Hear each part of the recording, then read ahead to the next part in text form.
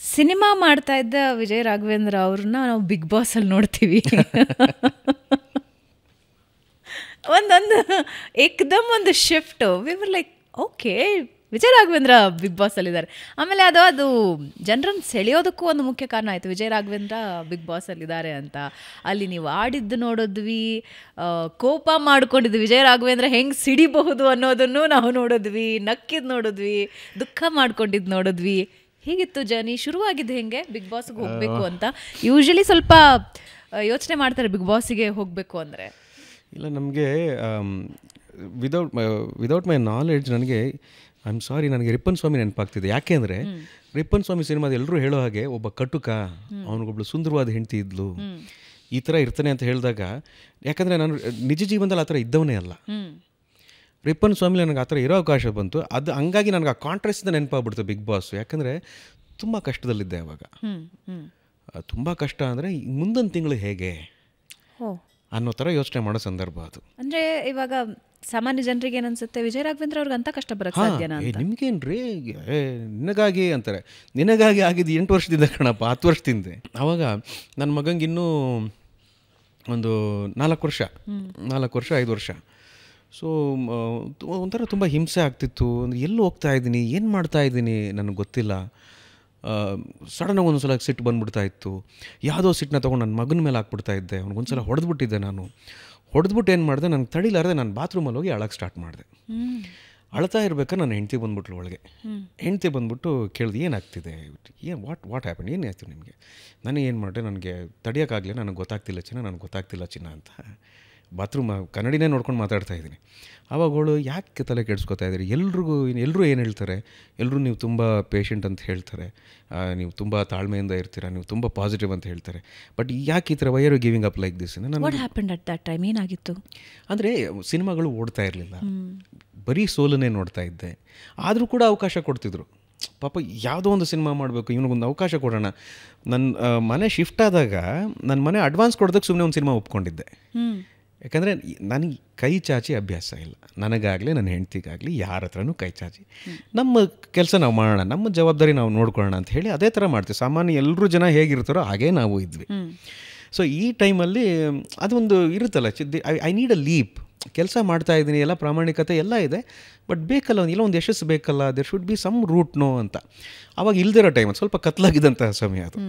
So ಏನಾಯಿತು ಅಂದಾಗ ಅವಳು ಆ ಮಾತು ಹೇಳಿದ ತಕ್ಷಣ ನನಗಿನ್ನೂ ತಡೆಯೋಕ್ಕಾಗಲಿಲ್ಲ. ಮಂಡಿ ಊರಿ ಅವಳು ಕೈ ಹಿಡ್ಕೊಂಡು ಕೆಳಗೆ ಕೂತ್ಕೊಂಡು ಅವಳನ್ನ ತಬ್ಕೊಂಬಿಟ್ಟೆ.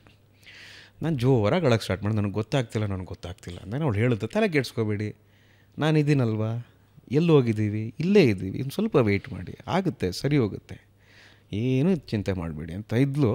ಹಂಗಂದು ಒಂದು 2 ದಿನಕ್ಕೆ ನನಗೆ ಬಿಗ್ ಬಾಸಿಂದ ಕಾಲ್ ಬರುತ್ತೆ. ಬಿಗ್ ಬಾಸಿಂದ ಕಾಲ್ ಬಂದು ಕೇಳ್ತಾರೆ, ಬಿಗ್ ಬಾಸ್ಗೆ ಬರ್ತೀರಾ ಅಂತ. ನಮ್ಗೆ ಅವಾಗೇನು, ಬಿಗ್ ಬಾಸ್ಗೆಲ್ಲ ಯಾರು ಹೋಗ್ತಾರೆ, ಅದೆಲ್ಲ ನಾವು ಮಾಡೋದೆಲ್ಲ ಕೆಲಸ ಅಲ್ಲ ಅದು ಅಂತ. ಬಂದು ನಾನು ಹೆಂಡ್ತಿಗೆ ಕೇಳಿದೆ, ಅವಳು ಏನೋ ಹಂಗೆ ಅಂತಾಳೆ ಅಂತ. ಚಿನ್ನ ಬಿಗ್ ಬಾಸ್ಗೆ ಕರಿತಿದ್ದಾರೆ, ನಾನು ಬರಲ್ಲ ಅಂದ್ಬಿಟ್ಟೆ. ಚಿನ್ನ ಯಾಕೆ ಅಂದ್ಲು. She was my best critic. Best critic. ಯಾಕೆ ಅಂದ್ಲು. ಇಲ್ಲ, ಯಾರು ಹೋಗ್ತಾರೆ ಬಿಗ್ ಬಾಸ್ಗೆ, ಏನು ಮಾಡ್ತಿದ್ರೆ ಇವಾಗ ಅಂದ್ಲು. ಏನಿಲ್ಲ ಚಿನ್ನ ಅದೇ, ಹೋಗಿ ಮತ್ತೆ ಸುಮ್ಮನೆ ಹೋಗಿ, ನಿಮ್ಗೊಂದು ಎಕ್ಸ್ಪೋಜರ್ ಸಿಗುತ್ತೆ, ಜನರಿಗೆ ಇನ್ನೂ ಹತ್ತಿರ ಆಗ್ತೀರಾ. ಇಲ್ಲ 100 ದಿನಕ್ಕೆ ಹೋಗ್ಬೇಕಂತೆ ನಾನು. ಅವಳು ಇಮ್ಮಿಡಿಯೇಟ್ ಪ್ರಶ್ನೆನೇ, 100 ದಿನಕ್ಕೆ ಹೋಗ್ತೀರಾ ಅನ್ನೋ ಗ್ಯಾರಂಟಿ ನಿಮಗೇನು ಅಂದ್ಲು. ಹೌದಲ್ವಾ, ನೀವು 6 ವಾರಕ್ಕಂತೂ ಗ್ಯಾರಂಟಿ ಇರ್ತೀರಾ, ಅಷ್ಟೊಂದು ಓವರ್ ಕಾನ್ಫಿಡೆನ್ಸ್ ಯಾಕೆ, ಬೇಗ ಬರ್ಬೋದು ನೀವು, ಯಾರು ಗೊತ್ತು, ಹೋಗಿ ಬನ್ನಿ ಅಂದ್ಲು. ಹೌದಾ ಸರಿ. ನನ್ನ ಕಾಳಜಿ ಎಲ್ಲ ಆಕೆ ಮೇಲೆ ಇದ್ದಿದ್ದು. ನಾನು ಹೋದ್ಮೇಲೆ ಅವಳನ್ನ ಯಾರಿಲ್ಲಿ ನೋಡ್ಕೋತಾರೆ, that was how I was taking care. ನಾನು ಹಿಂಗೆ ಕಾಪಾಡ್ತಿದ್ದೆ ಅಂತ ನನ್ನ ಭ್ರಮೆ.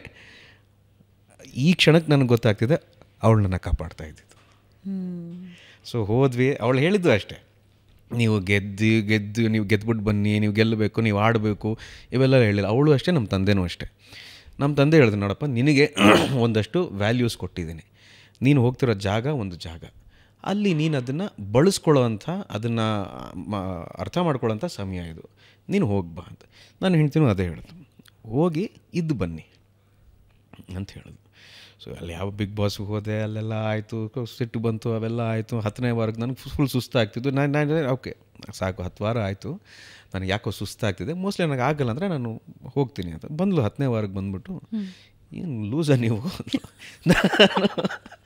ಯಾಕೆ ಚಿನ್ನ ನನಗೆ ಆಗ್ತಿಲ್ಲ, ನನಗೆ ಸ್ವಲ್ಪ ಸುಸ್ತಾಗ್ತಿದೆ, ನನಗೆ ಆ ಥರ ನಾಟಕ ಮಾಡೋಕ್ಕೆ ಗೊತ್ತಿಲ್ಲ, ನನಗೆ ಆಗಲ್ಲ ಅಂದರೂ ಇರಬೇಕು ಅಂತೆಲ್ಲ ನನಗೆ ಆಗಲ್ಲ.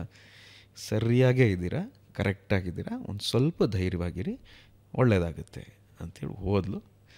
ಆಮೇಲೆ ನಾನು ಏನು ಅಲ್ಲಿ ಗೆಲ್ಲೋ ಕೆಲಸ ನಾನೇನೂ ಮಾಡಿಲ್ಲಮ್ಮ, ನಾನಲ್ಲಿ ಇದ್ದಿದ್ದಷ್ಟೇ. ನಾನು ಇವಾಗಲೂ ಅದನ್ನೇ ಹೇಳ್ತೀನಿ, ನನಗೆ ಗೆಲುವನ್ನು ಕೊಟ್ಟವರೇ ಜನ. ಸುಮ್ಮನೆ ನೋಡಿ ಇಷ್ಟಪಟ್ಟರೆ ಸಾಲದು, ವೋಟ್ ಮಾಡಬೇಕು ಅಂತ ಅರ್ಥ ಮಾಡಿಸಿದ್ದೆ ಅವರು. ನಮ್ಗೆ ಅವಾಗೆಲ್ಲ ಹೊರಗಡೆ ವೋಟಿಂಗ್ ಇದೆ, ಅಲ್ಲಿ ಇಷ್ಟು ಪ್ರಮೋಟ್ ಮಾಡಬೇಕು ಅಂತ ಫಸ್ಟ್ ಸೀಸನ್ ಮಾಡಿದವ್ರಿಗೆ ಯಾರಿಗೂ ಗೊತ್ತಿಲ್ಲ. ಹೌದು ಹೌದು. ಕಾಂಟೆಸ್ಟೆಂಟ್ಸ್, ಚಾನೆಲ್, ಆಡಿಯನ್ಸ್, ಮೂರು ಜನ ಇನ್ನೊಸೆನ್ಸಲ್ಲಿ. ಆ್ಯಂಡ್ ಕನ್ನಡದ ಜನ ಅದನ್ನು ಹೆಂಗೆ ಅಕ್ಸೆಪ್ಟ್ ಮಾಡ್ತಾರೆ ಅನ್ನೋದನ್ನು ಗೊತ್ತಿರಲಿಲ್ಲ, ಯಾರಿಗೂ ಗೊತ್ತಿರಲಿಲ್ಲ. ಅದು ಏನೋ ಒಂದು ಭಾಳ ದೊಡ್ಡ ಪಾಪ್ಯುಲಾರಿಟಿ ಕೊಡ್ತು ನನಗೆ. But please let me remind you, it did not make me a star. Bigg Boss ನನ್ನ ಸ್ಟಾರ್ ಮಾಡಿಬಿಡ್ತು ಅಂತ ನಾನು ಅಂದ್ಕೊಂಡ್ರೆ ಅದು ನನ್ನ ಭ್ರಮೆ ಆಗುತ್ತೆ, ಅದು ತಪ್ಪಾಗುತ್ತೆ. ನಮ್ಮನ್ನ ಸ್ಟಾರ್ ಮಾಡಬೇಕು ಅಂತ ಬಿಗ್ ಬಾಸ್ಗೆ ಅವಕಾಶ ಕೊಡೋದಿಲ್ಲ. ಅಲ್ಲೊಂದು ಕಾರ್ಯಕ್ರಮ ನಡೀತಿದೆ, ಅಲ್ಲಿಂದ ನಿಮಗೊಂದು ಜನರ ಮನಸ್ಸಿಗಿನ್ನ ಹತ್ತಿರ ಆಗುವಂಥ ಅವಕಾಶ, ಅದೊಂದು ಪ್ಲ್ಯಾಟ್ಫಾರ್ಮ್. ಅದು ಯಾರು ಹೇಳ್ಕೋಬೇಕು ಅಂತಂದ್ರೆ ಅಲ್ಲಿ ಹೇಳ್ಕೊಳ್ಳೋಂಥ ಜಾಗ ಅದು.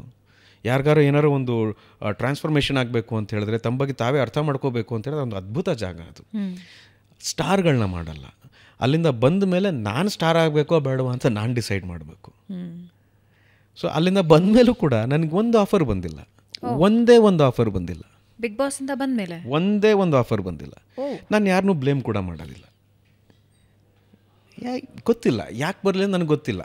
ಆವಾಗ ನನ್ನ ನಿರ್ದೇಶನದಲ್ಲಿ, ನನ್ನ ಹೆಂಡತಿ ಹೆಸರಿನ ನಿರ್ಮಾಣದಲ್ಲಿ ಮಾಡಿದಂಥ ಸಿನಿಮಾ ಕಿಸ್ಮತ್ ಸಿನಿಮಾ. ಸೊ ಇವ್ರಿಗೇನು ರೀ, ಈ ಫ್ಯಾಮಿಲಿ ಚೆನ್ನಾಗಿದೆ, ಇವ್ರಿಗೆ ಲಕ್ಕಿ ಅಂತ ಆಗಲೇ ಹೇಳಿದ್ರಲ್ಲ, ಅವ್ರಿಗೆ ಒಂದು ಸ್ವಲ್ಪ ನಂದೊಂದು ಸ್ಟೋರಿ ಹೇಳಿ ಅವ್ರಿಗೆ ಅಂತ. That was shocking. ಅಂದರೆ ಬಿಗ್ ಬಾಸ್ನ ನಂತರ ಆಚೆ ಹೋದಾಗ ಅಥವಾ ಹಿಂಗಾಗತ್ತಾ ಅದು? ಅಂದರೆ ಅವರು ನಮಗೆ ಕೈಗೆಟ್ಕಲ್ವೇನೋ ಇರ್ಬೋದು. ಇವಾಗ ಕೇಳಿದ್ರೆ ಅವ್ರು ಬೇರೆ ಆಕಾಶದ ಮೇಲೆ ಇರ್ತಾರೆ, ಬೇಡ ಅನ್ನೋ ಥರನೂ ಇರ್ಬೋದು. ಸೊ ಅದು ಯಾರ್ದು ತಪ್ಪೇನಲ್ಲ ಅಲ್ಲ, ಅವ್ರ ಬಗ್ಗೆ ಅವ್ರು ಯೋಚನೆ ಮಾಡ್ತಿದ್ದಾರೆ. ಆಮೇಲೆ ನಾನು ಹೇಳ್ತಿರೋದು ಇವಾಗ ಇದೆಲ್ಲ ಹೇಳ್ಕೊಂಡೆ ಅನ್ನೋ ಕಾರಣಕ್ಕೆ ನಾನೇನು ಪಡಬಾರ್ದು ಕಷ್ಟಪಟ್ಬಿಟ್ಟಿದ್ದೀನಿ ಅಂತಲ್ಲ. ನೀವು ಕೇಳಿದ್ದಕ್ಕೆ ಹೇಳ್ತೇನೆ, ನಾನು ಭಾಳ ಸಾಧಾರಣ ಜೀವನ ಮಾಡಿದ್ದೀನಿ, ಸಾಧಾರಣ ಮನುಷ್ಯನ ಜೀವನ, ಸಾಧಾರಣ ಎಮೋಷನ್ಸು, ಸಾಧಾರಣವಾಗಿ ನನಗೂ ಕಣ್ಣೀರು ಬಂದಿದೆ, ಸಾಧಾರಣವಾಗಿ ನನ್ನ ಹೆಂಡ್ತಿನ ನಾನು ಅಷ್ಟೇ ಪ್ರೀತಿಸ್ತೀನಿ, ಎಲ್ಲರೂ ಅವ್ರವ್ರ ಮನೇಲಿ ಅವ್ರ ಹೆಂಡ್ತಿನ ಅಷ್ಟೇ ಪ್ರೀತಿಸ್ತಾರೆ. ಏನೋ ನನ್ನ ಕಥೆನ ಇವರೆಲ್ಲ ನೋಡಿದ್ರಿಂದ ಓ ಈ ಥರ ಇದೆಯಪ್ಪ ಇವ್ರ ಜೀವನದಲ್ಲಿ ಅಂತ ಅಂದ್ಕೊಂಡಿದ್ದಾರೆ ಅಷ್ಟೇ. ನಾನು ಏನು ಐ ಆಮ್ ನಾಟ್ ಮೇಲಿಂದ ಉದುರ್ದವನೇನಲ್ಲ. ನಾನು ಜೀವನನ ಅರ್ಥ ಮಾಡ್ಕೊಳ್ಳೋ ಅವಕಾಶ ಸಿಕ್ಕಂಥ ಒಂದು ವ್ಯಕ್ತಿತ್ವ ನನ್ನ ಹೆಂಡ್ತಿಲಿತ್ತು. She was like that.